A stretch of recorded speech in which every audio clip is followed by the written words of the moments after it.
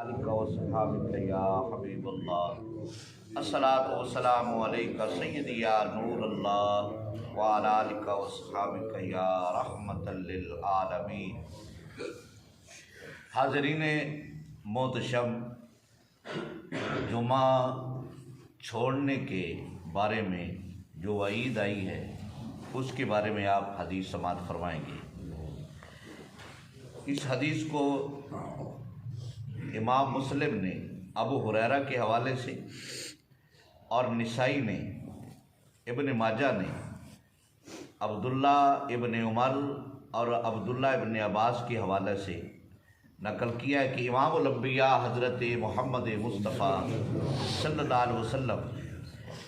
آپ نے فرمایا کہ لوگ جمعہ چھوڑنے سے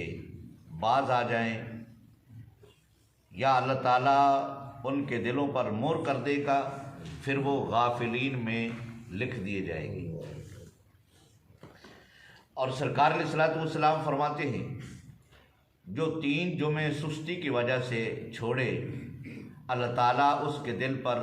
مہر کر دے گا اور اس کو منافق لکھ دے گا۔ امام الانبیاء حضرت محمد مصطفیٰ صلی اللہ علیہ وسلم، حضرت امام شافعی رضی اللہ تعالیٰ عنہ اس کو اپنی کتاب میں نقل فرماتے ہیں۔ حضرت عبداللہ بن عباس کے حوالہ سے آپ فرماتے ہیں جو 3 جمعے چھوڑے،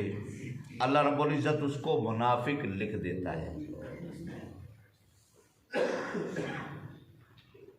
امام الانبیاء حضرت محمد مصطفیٰ صلی اللہ علیہ وسلم، صحیح مسلم شریف کی حدیث ہے، عبداللہ ابن مسعود رضی اللہ تعالیٰ عنہ اس حدیث کے راوی فرماتے ہیں کہ سرکار علیہ الصلوۃ والسلام نے فرمایا کہ میں چاہتا ہوں کہ اپنے مصلی پہ کسی اور کو کھڑا کروں اور میں جاؤں جو لوگ نماز جمعہ نہیں پڑھتے یا جمعہ پڑھنے میں تاخیر کرتے ہیں، میں چاہتا ہوں کہ ان کے گھروں کو آگ لگا دوں۔ امام الانبیاء حضرت محمد مصطفیٰ صلی اللہ علیہ وسلم، ابن ماجہ نے حضرت جابر رضی اللہ تعالیٰ عنہ کے حوالے سے اس حدیث کو نقل فرمایا کہ سرکار علیہ الصلوۃ والسلام نے خطبہ ارشاد فرمایا اے لوگو، مرنے سے پہلے اللہ کی بارگاہ میں توبہ کرو، مشغول ہونے سے پہلے نیک کاموں کی طرف سبقت کرو۔